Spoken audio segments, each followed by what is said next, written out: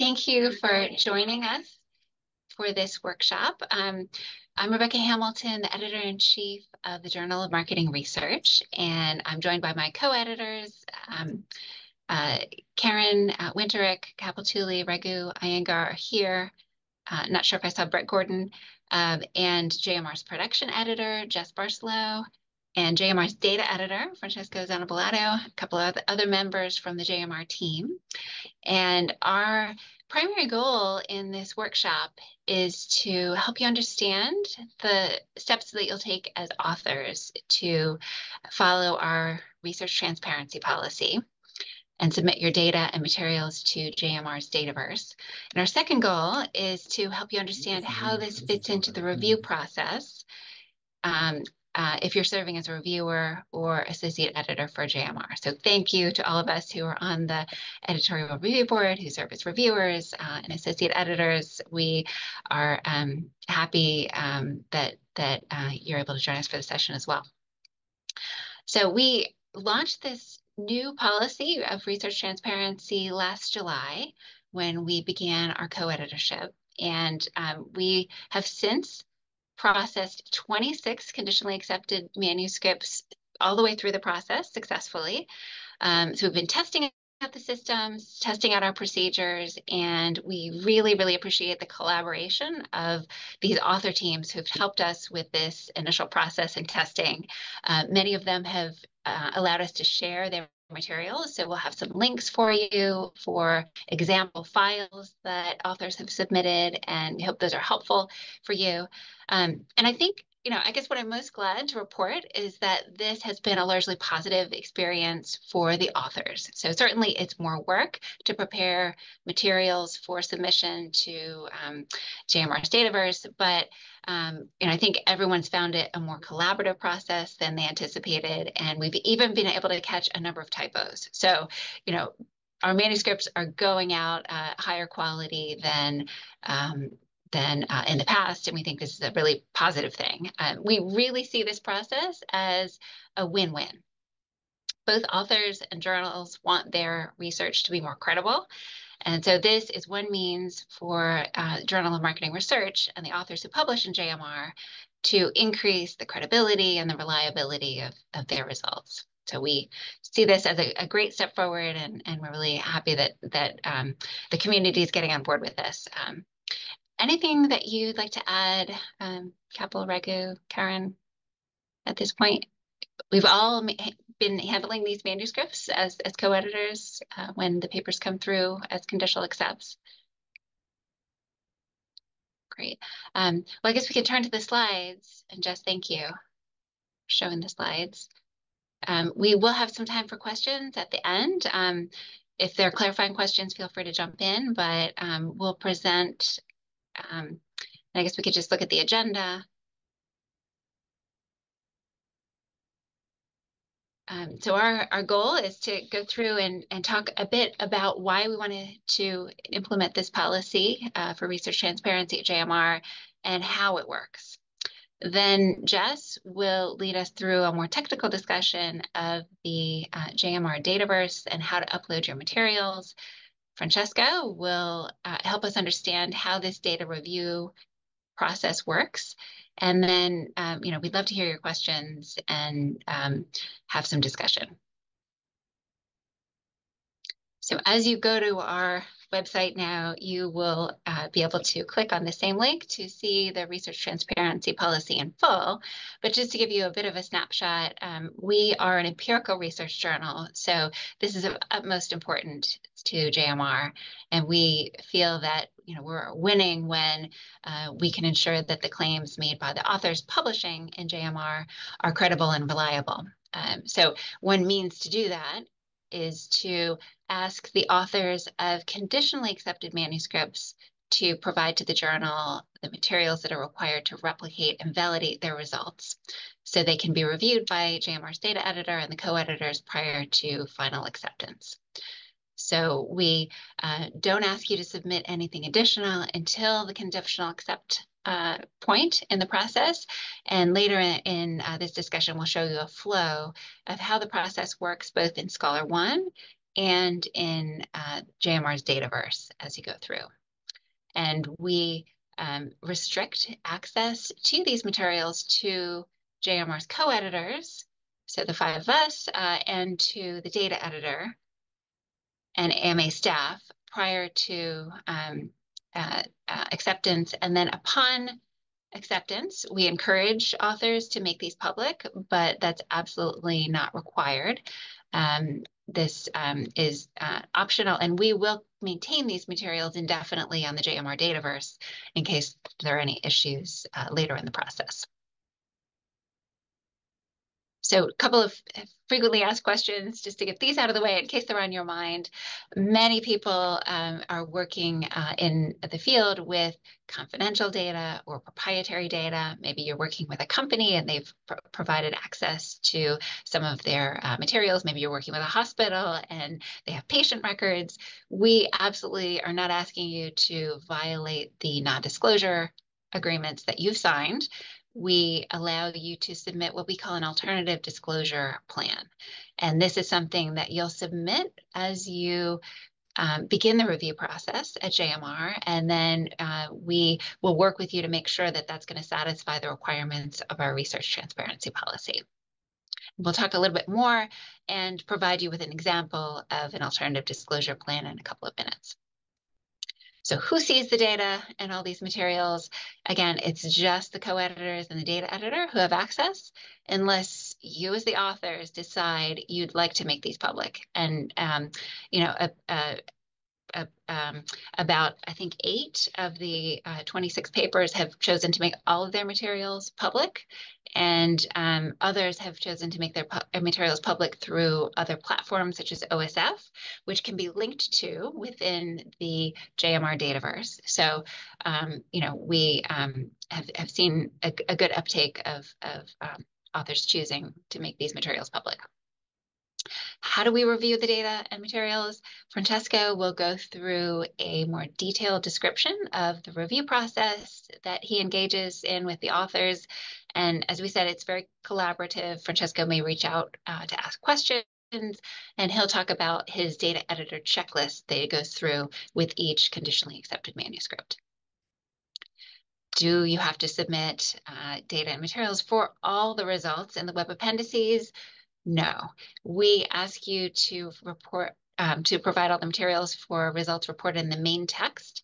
So if you are reporting some results in the paper and then a more exhaustive analysis in the web appendix, you'd simply provide the materials and data to replicate those analyses that are reported in the text, as well as any studies that you're reporting fully in the text. So talking a little bit about these alternative disclosure plans, why would you use this? It might be that you're using proprietary data. We mentioned examples of company data, patient data. Certainly those are cases where you wouldn't be able to upload the data to our JMR Dataverse.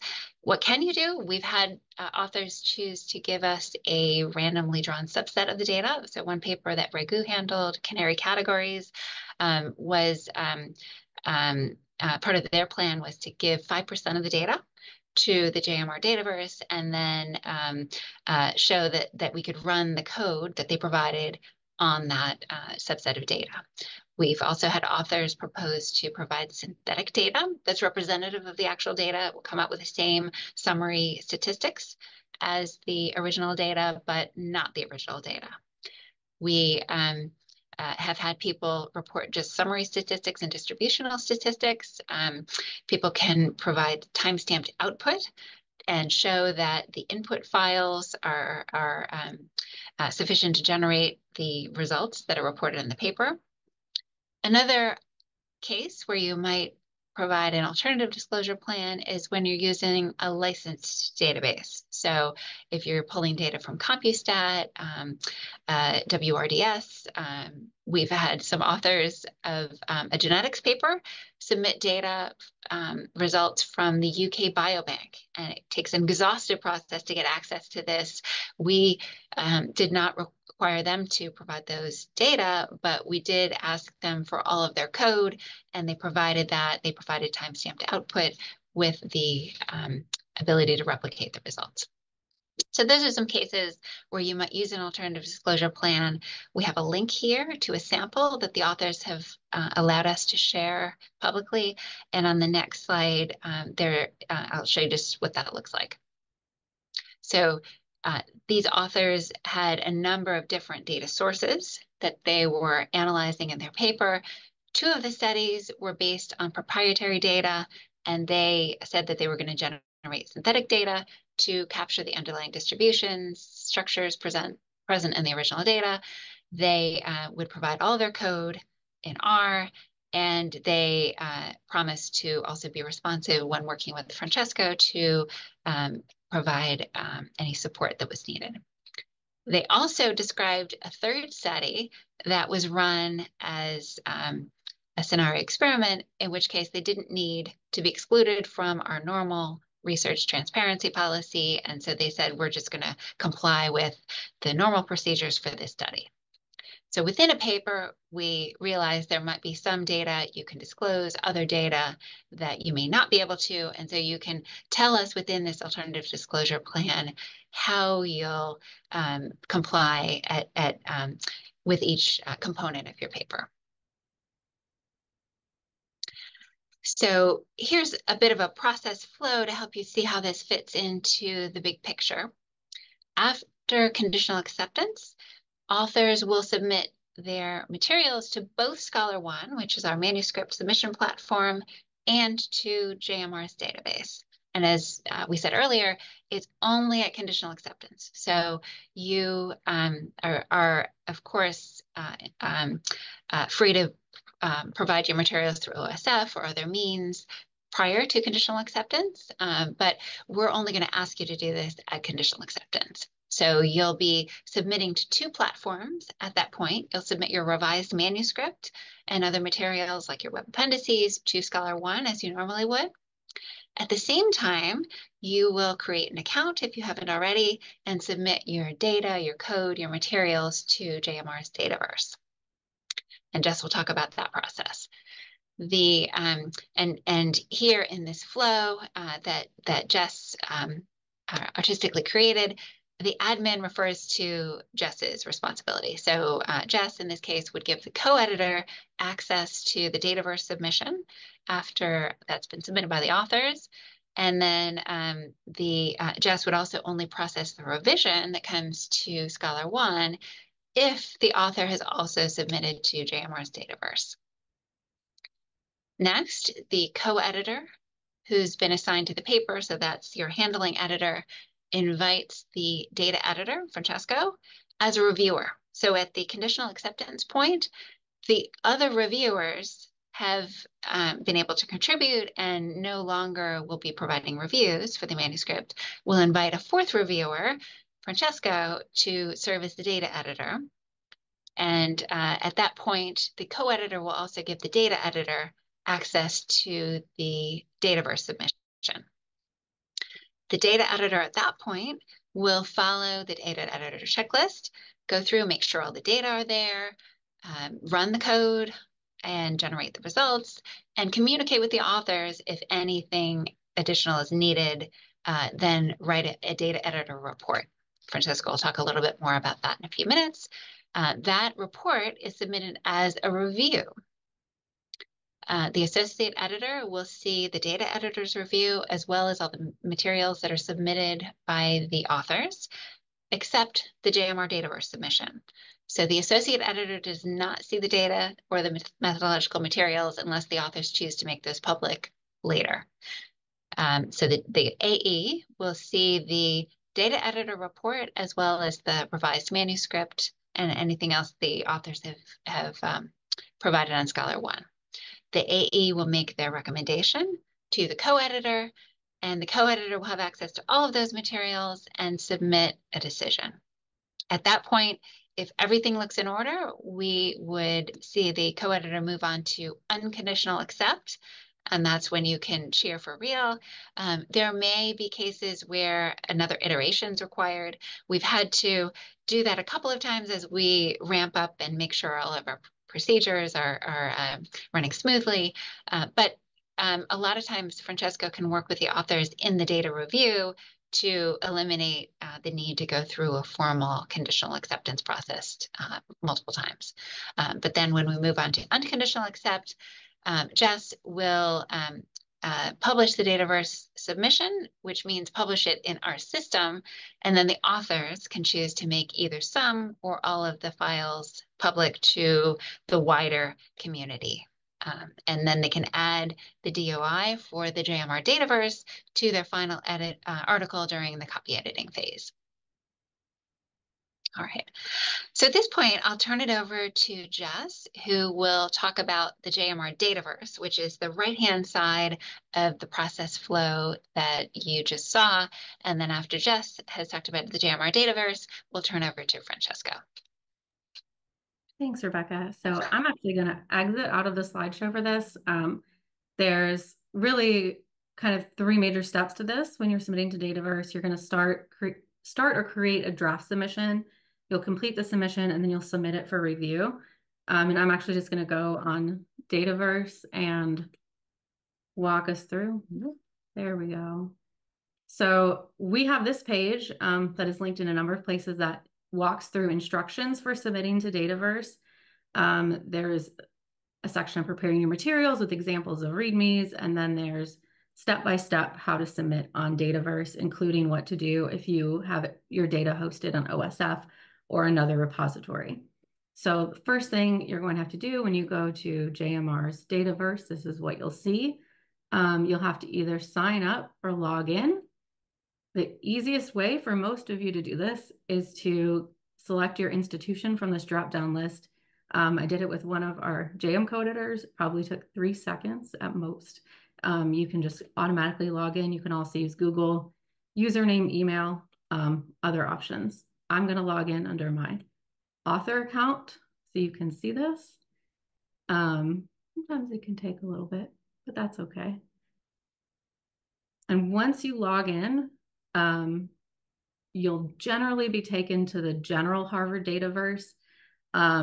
If you are, just make sure you're at this link. So you're at JMR, so you see the logo up here. It's going to say JMR, Journal of Marketing Research, in a number of places. To start your submission, you're going to use this Add Data button. You'll notice that there's two. So there's one up here, and there's one down here. The one on top, just pretend it's not there. Use this one down here that's kind of nested within JMR's Dataverse. You'll hit New Data Set. Then the first thing you want to double check is Host Dataverse right here and make sure it says Journal of Marketing Research. If it doesn't, you can type it in here and it will pull up different host Dataverse. You'll see Journal of Marketing and Journal of Marketing Research, both of ours. You'll want to make sure, again, it says Journal of Marketing Research. The template's going to automatically be populated. And then you'll see everything that start is required. So you want to make sure you include that information. Your title, you'll click this Add Replication Data, and then copy your title over from your manuscript from your Scholar One submission. Likewise, you'll add your manuscript ID from Scholar One. So it'll be something like JMR-231234. You don't necessarily have to add the R's, but you can. And then you want to add all the authors. You will automatically be added. And then you can use this plus button to add everyone else. You'll just add name, affiliation. You can also add identifiers such as ORCID here if you want to add any other additional IDs to link. And then your point of contact, again, it'll automatically add you and your email address, but you can add more if you want to add any co-authors as contacts. You can add them here as well.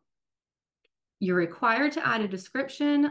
This can be as detailed or as simple as you want. The one thing that we do ask up here is that if you proposed an alternative disclosure plan, you just note that here so it's clear to the data editors and the co-editors when they're looking at your submission. There's a couple other required things. Subject is required. Business and management will be automatically selected, but you can add more. And then further down, you're welcome to fill out all these additional fields. I'm not going to focus on them since they're not required. This related publication I will fill out once it's published. And the last thing down here that's required is a software. So you'll want to add the exact name and version number of all software and all software packages used. So if you use SPSS Run 29, you can add that. If you used R packages or Strata packages, you can add them all in here as well. Again, using this plus button or this minus button to add and remove. And then down here, the last thing is going to be your files. You'll also have another opportunity to add them later and to edit all this metadata later. So this isn't like the last final step. This is just the preliminary to get it started. You can drag and drop your files in. You can select and add. You can upload directly from a Dropbox as well. One tip, if you have a lot of files and you have them organized in a file structure already on your desktop or on your computer, zip that file or compress that file and then upload the zipped file, and it will automatically carry over your folder structure onto Dataverse. So it makes it a lot more organized for you, for the co-editors, and for the data editor. And I'll show you what that looks like in a moment. And then once you're ready, you can click this Save Dataset button. I'm not actually going to click it, but I will show you that when you click it, it will take you to a page that will look and load just like this. So it'll show you all the information you added. Notice that it says draft and unpublished. There's a couple more things you'll want to do before you submit for review. So down here, you can add and edit any of your files. They'll populate in a list like this. You can sort, you can filter, you can search them. If they have a file structure, you'll see this tree button. So this is, like I mentioned, it uploaded a zip file, and you can see the folders that are nested within to have a structure on Dataverse. I believe this is fairly similar in OSF. You can set up a similar file structure too, which is helpful, I think, for everyone. And then you'll want to go to this metadata tab. You'll see all the information you just added. You can click add and edit metadata to add more. And then you'll want to go to this terms tab right here. You'll also see this up here where it says custom dataset terms. You'll have to add this before you submit. So you can click on edit terms requirements. And from up here, you can select a license. There's a lot of different options. On the instructions page, I provide a link where it'll help you decide what license is best for you. You can also select custom dataset terms. If you do that, you'll just need to add terms of use in here. So if it's something specific, like this can only be used by the co-editors for replication, or please contact the authors, you can add that here. And then when you're done, you'll see additional information you can add if needed. Again, the only thing that's required are those first two. And then you'll hit Save Changes. Now, if you are submitting and you have all your data on OSF or on another repository that you want to link to, you'll do that from the Metadata tab, and you'll select Add and Edit Metadata to open up this metadata information again. And the very second field you'll see is this alternative URL field. So this is where you want to add your link. And it says right here too, you want to ensure that this is the permanent link. So in OSF, like, you can create an anonymized view only link. We don't want you to share that because those can be disabled and deactivated, which would not give us continual access. So you want to make sure this is the permanent link. That'll be the short osf.io / a couple of letters and numbers versus the longer link with view only in it. So you can just copy and paste that here. You may also have some files on OSF that you're also uploading to Dataverse. So maybe you want to link that. We've had a couple of authors linked to like a GitHub where they might have code, so you can add that there as well. But you want to make sure you're adding that if it's hosted elsewhere. And then if you want to add any additional metadata, there's a lot more options here.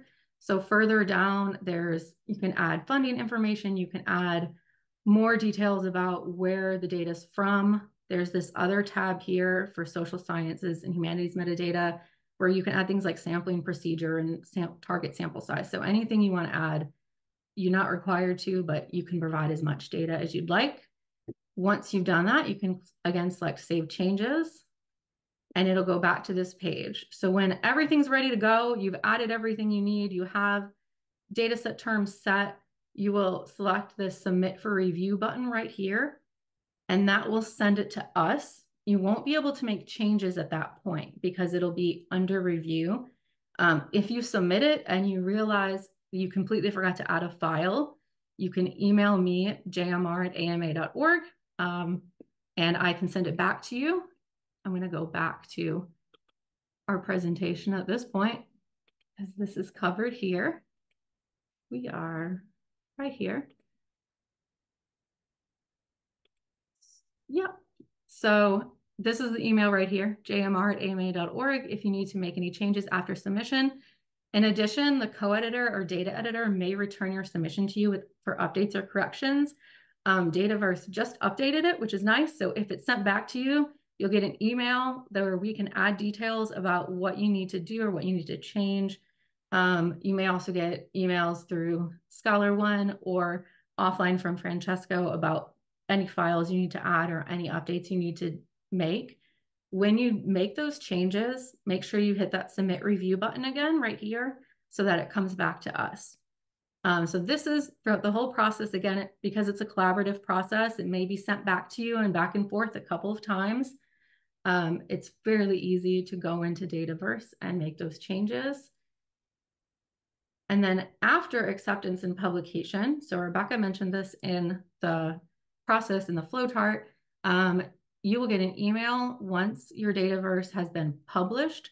Your files are restricted at that point. So again, only co-editors, data editor, and AMA staff have access and can actually see and download them. If you want to make all or some of them public, you can log into Dataverse. You'll be able to easily find your data set under the My Data tab. And then you can edit the files. There's a couple of different ways. You can click these 3 buttons. You can select as many as you want and use the edit files button. And then you can add your DOI during copy editing if you want it in your final article. And that is pretty much all for the Dataverse process. So I'm going to hand it over to Francesco to go over our data editor review process. Okay, thank you, Jess, and thank you, Rebecca. So, yeah, I'm very excited to talk with you about what happens next once you have uploaded all these materials in a depository. And so what happens is that I will do my review, and the output of this review will be a report. And the objective of this report is to check for the compliance with the JMR policies of research transparency. So I go, usually this is like kind of the checklist I use. I go through these 5 steps. First, I look at the methodological details of the manuscript. So I have to check if there is a clear description of the data sources, the methods, and the analysis. And usually I don't have any comments on this point because the review process is there to ensure that you have clearly explained this point. But at least it helps me understand the paper because unfortunately I have to understand all the papers that are published in JMR. Okay, so but then I focus on the second point, that is the inventory. So the materials that you have uploaded in the Dataverse or elsewhere. And I check if there are all the materials required. And these are the most important things that you need to add to the Dataverse. The README file with the sufficient information, and we will see in a second what it means. Raw data for all the studies, or the online sources. If you use a database that you can download online, you have just to explain how to download it, how to access the data, even if you don't provide the data in the Dataverse. Then there is the survey or interview instruments. So if you have a survey, you have to provide the QSF file in Qualtrics. So if you do an interview, you have to show the program of your interview that you have done. The code or the scripts or the identification tool for all the analysis. This is an important point because it's the way in which I can reproduce your results. So if you use any program, you have to provide the code. But if you use also a simple, point and click method, you just have to describe the method that you have used. And then, of course, the IRB approvals. That's actually something that many authors forget to provide. We want to be sure that you are approved, you have an ethical approval of some kind. And the pre-registration links that actually should be already in your paper, because anybody should be able to compare your study with your pre-registration. Okay, then in the next step, I replicate the results of the paper, and I run in the code for the quantitative data, or I can check if you used a consistent coding for qualitative papers. And I will try to reproduce, to replicate the results of the paper. And this is one of the points in which I may actually reach out to you to have some explanation about how to do it. And then I will do some additional analysis to check the data for authenticity, Okay, so the next step is the comparison between the output of the replication and your paper. I will also compare the survey instrument or the stimuli you have provided with the description that is on the paper. I will see if the pre-registrations are you follow your pre-registration. And many authors say if they, for example, during the review process, they have used a different analysis because the reviewer asked for it. You just have to add an explanation of why you have differed from the pre-registration. And then I will check if the code that you have provided actually, if the method that you have described correspond to the code that you have provided. And then finally, I will write this report that is sent to the associate editor and co-editor, and they will decide how much to enforce my suggestions or and what to ask for the authors. But as Rebecca said, I will try to reach out to you, for example, if there is some information that is missing, if there is some coders not be provided or some data are not provided, or I will reach out to you even doing meetings if I have difficulties in reproducing the results. That doesn't, there is always there the co-editors succeeding this communication, and we will work together to avoid a whole review round that will make you waste time. But if there is something that I believe needs has to be, the call is on the side of the editor, I will go for another conditionally acceptance round. Okay, so now we can go to the creation of the README file. I believe there has been some question how to create them. And I can understand because, okay, first of all, the objective of the README file is to guide a reader through the material that are provided in the depository. And then it works as a route to replicating the results that are in your paper.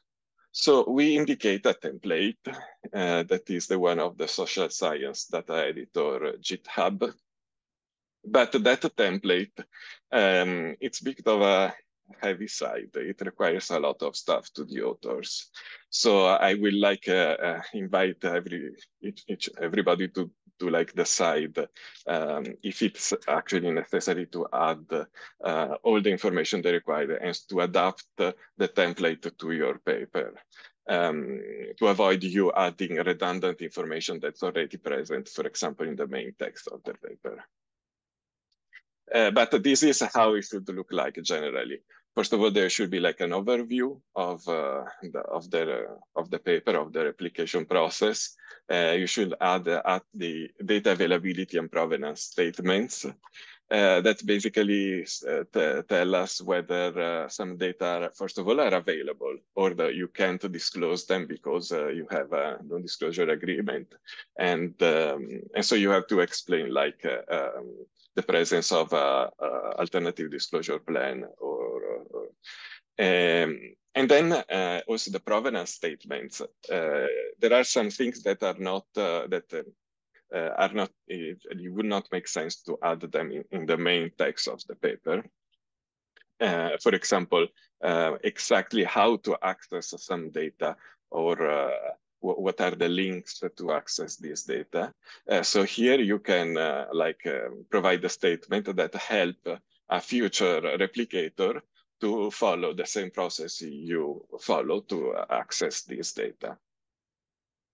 Okay, then there is a part of with the description of the data where, secondary data paper can be very heavy. They have like multiple files, and this is a point in which you can say, okay, this file contains this data. So you can create this table. Or you may have some files that have like the variable names may not be self-explanatory. Even if we don't, it's a good practice to give like meaningful names to variables. If you think that some of these variables need additional information, you can create what is called a data dictionary. But that's not necessary if, for example, you have a SPSS file that has already the label inside the file or a stata file that has already them. Then the computational requirements, that's very important. You have to explain what kind of machine you have used because some paper require a huge machine, so I need to know before starting the whole process. And here, you should explain like the R version, Python version, and the packages version. You can use also those packages like Greyhound that help the replicator having exactly the same environment that you had at the time of your analysis. And the point of this computational requirement is to explain what computation requirement you had when you ran the analysis. Because in the future, like some packages may not work anymore. So a future replicator can like track back what you did and do the same analysis that you did. Because sometime after a few years, your code may just give errors. Then there is the instruction to replicators. That's more of a narration of how to follow each step of the replication. A description of the supporting materials like the IRB and any references if you have. So now we will see a couple of examples of a README file. And I think that in the future, the more papers are accepted under this new rule and more authors decide to provide the README file, the more like you can find it interesting to read what other authors did instead of just having this template. For example, the first one is a behavioral paper, the power of the star rating, where it's only experiment. So they have a brief description and then they start explaining how to replicate the file, which are the software they use. On the right, instead, there is a quantitative paper, a very complex one, recently accepted, I believe, I don't remember, where they have like many software, many files, sorry, and for each file, they explain what the file does. And later in the README file, they have a detailed description of all the steps one has to take to replicate it. And it was done very well. And these examples are provided, but as I said, more will be available on the Dataverse. Okay, then I think, I wanted just to close this with some tips to help you have less back and forth with me during this process. First of all, I suggested to start early, not to do it once your paper is conditionally accepted, because it's difficult to sometimes to keep track of all the studies you have done and the position of each study. So at least during the process to keep track of the data and the code will help you to have everything almost together at the time you have to submit these packages, the application packages. Then provide the IRB approval. If you have a study involving human subject, obviously, if you have not, you don't have to provide them if there are no human subjects. And if your university does, because in the US, the IRB approval is something very important, but there are some universities that do not require it, or it's not mandatory to have it. And if you are in one of those cases, just provide a statement explaining that you didn't have an IRB approval because your university doesn't need one, okay? Okay, then if there is any randomness in your analysis, please always use the seeds. For example, in the process macro, many people don't use it, but it's a simple way to have exactly the results in your paper. And obviously, if I know that there is a randomness and the results are not exactly as those in the paper, I understand it. Okay, I will not write comments about it. But it's always good to have everything very well structured with the seeds. The raw data, we require raw data, and in the future we will require them more and more. The more papers are accepted after the disclosure plan, after the policy took place, because sometimes authors provide data that are cleaned, where they delete the columns that are not used in the analysis, or they provide the data after they have excluded participants, for example. But it's important to have the raw data so that we can check all kinds of information that may be important to have a closer look to the analysis. You can provide the raw data and then use the code to clean the data, to eliminate useless column, to exclude participants. But it's good to have like the raw data and the code as a way to exclude the participants and so on, because you can show your process of inclusion, exclusion of data lines. Okay, QSF files. We have noticed something strange, that if you use Qualtrics and you export your survey on a PDF on a Word, sometimes you don't have the exact information that was in the original Qualtrics. So now on, we will require you to provide the QSF files if you use Qualtrics. And there are also other reasons. Some studies are very complex. They have a complex logic, or they use some JavaScript code to create the questions. And you can see this only if you have the QSF file. So now on, we will more strict about this. And then I wanted to leave with this, with these two notes. First of all, you have to think about this as a collaborative process. I am not a blind reviewer. I can reach out to you and you can reach out to me. If I don't understand something, I can ask you. And I will try to avoid going through another review round, as I said. And all the mistakes, typos that I can find in the paper, and I have found quite a bit of them during the last months, are just a way to improve your paper, because you never want, like in the future, some skeptical reader to ask for the data, they replicate, and you then they find some mistakes, and you are asked to publish a corrigendum or something like that. So having another pair of eyes that look at your data, it's a good way to improve the paper further. And okay, and with this I have finished. So thank you all. Thanks so much. We'd love to hear some of your questions. Maybe we can stop sharing so we can see everyone and let us know what is unclear, what you'd like us to elaborate on more. As we said, it's so far been very collaborative, and catching typos is a good thing. We can think of this as another copy editing process, really, but for the data. Uh, Andy has a Hi, question. yes. So I just have a question about the Kilt Center marketing panel data. I know they're really sensitive about who gets access to those data. So I was just wondering if you guys can share if there's been any instances in the past conditionally accepted manuscripts in terms of how they handled those types of data from the Kilt Mhm. Center.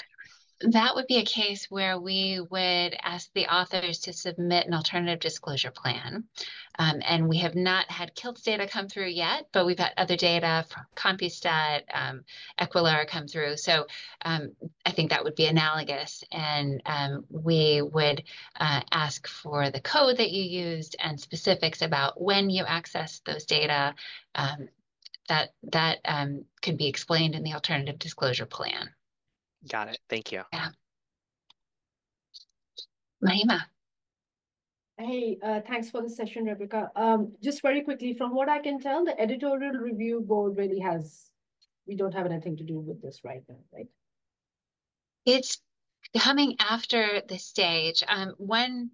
One thing we would note is that we don't expect authors to submit their data or materials prior to conditional acceptance. So you would certainly be able to raise questions that you might have to the associate editor or co-editor at any point, and those would be able to be addressed more fully once we get to the stage of conditional acceptance. So we don't mean to exclude the reviewers from the process, just to kind of limit the exposure of the authors, to their data to a lot of people. But certainly, if you have questions about the data or the way the authors have done the analysis, you can either raise those to the authors or in your private comments to the editor, and we really would appreciate those. Thank you. Thank you. Yeah, Anna. Hi. Well, thanks for taking the steps necessary here. I've seen that one of the links was pointing to guidance written by Lars Wilhuber, who is the code and data editor at the American Economics Association.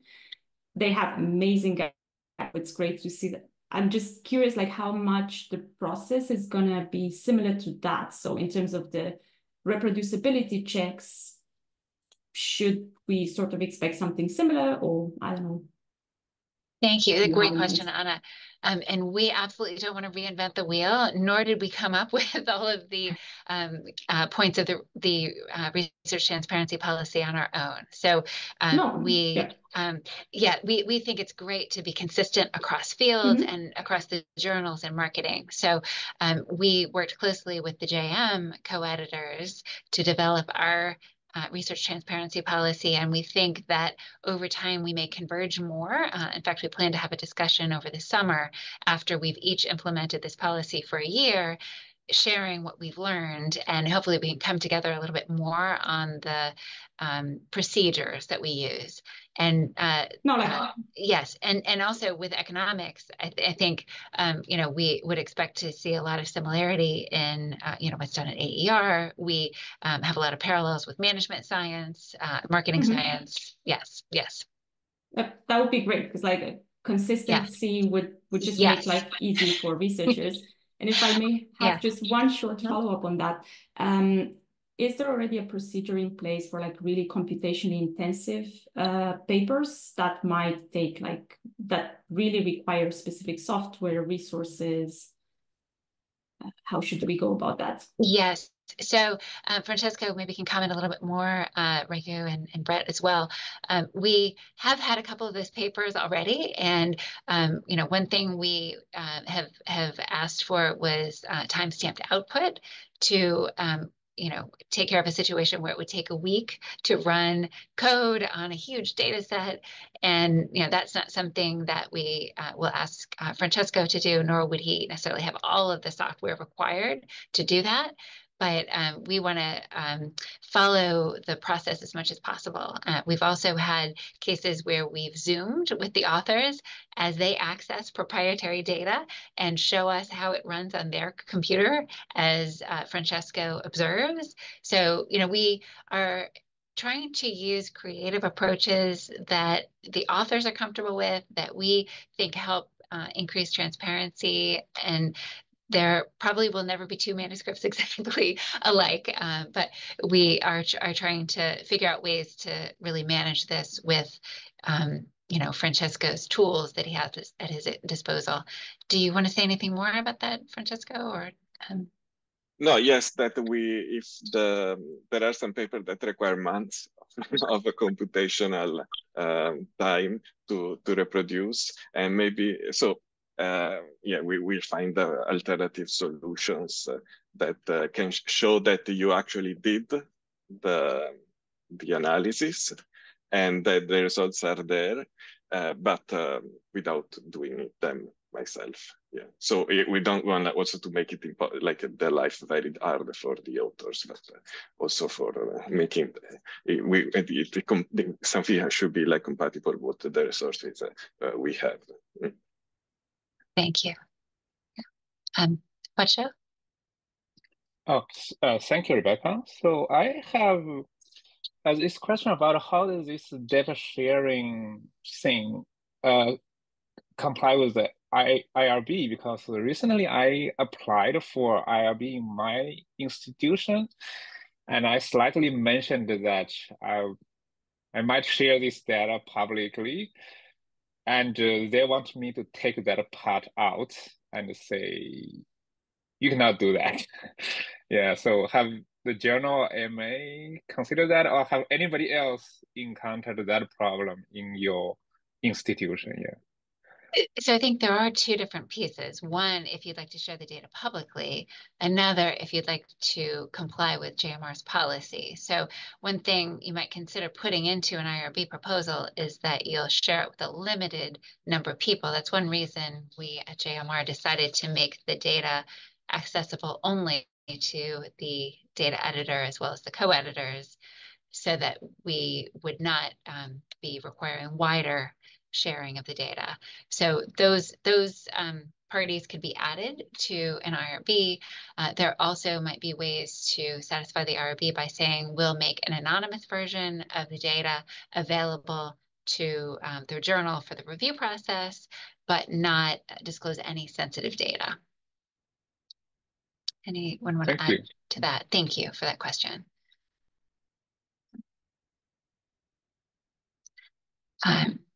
A few points came up about things like pre-registration.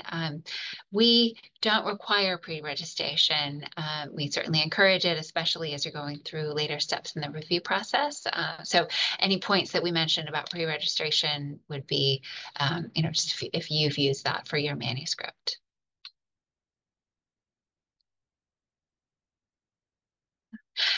Another question that people often ask is about manuscripts that were submitted prior to our implementation of the research transparency policy at JMR.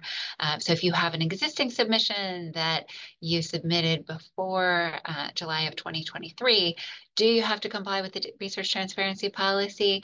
Yes, we're grandfathering everything in, but we're allowing you to kind of work with us to figure out what makes sense for your manuscript. So it might well be that you would have an alternative disclosure plan rather than being able to share all of your data and methodological materials. We'll work with you now as opposed to when you submit the manuscript to catch up in the process and create that. So we're doing that as we go through with authors now. Yeah. So we know we're asking you to do something you may not have expected, but we feel like this is a really good thing for the field. If we can get used to doing this, it helps us all be more organized with our data and our methods so that we can, make sure that we're not, making mistakes in the process so that we can refer back to these materials when needed. Great. Any last questions? We have been recording, as you know. Thank you for your permission to record. And we will post this as well as the slides. And the slides contain many links to we hope helpful materials. And we're very encouraging of you to reach out to us if you have questions as you go through this process. But we, really appreciate the opportunity to explain to you why we implemented the policy as well as how it works. And now when people ask you how it works, you can help spread the news and help us with this policy and its implementation. So again, thank you for spending this time with us. We really appreciate it. And, we hope this makes the field better.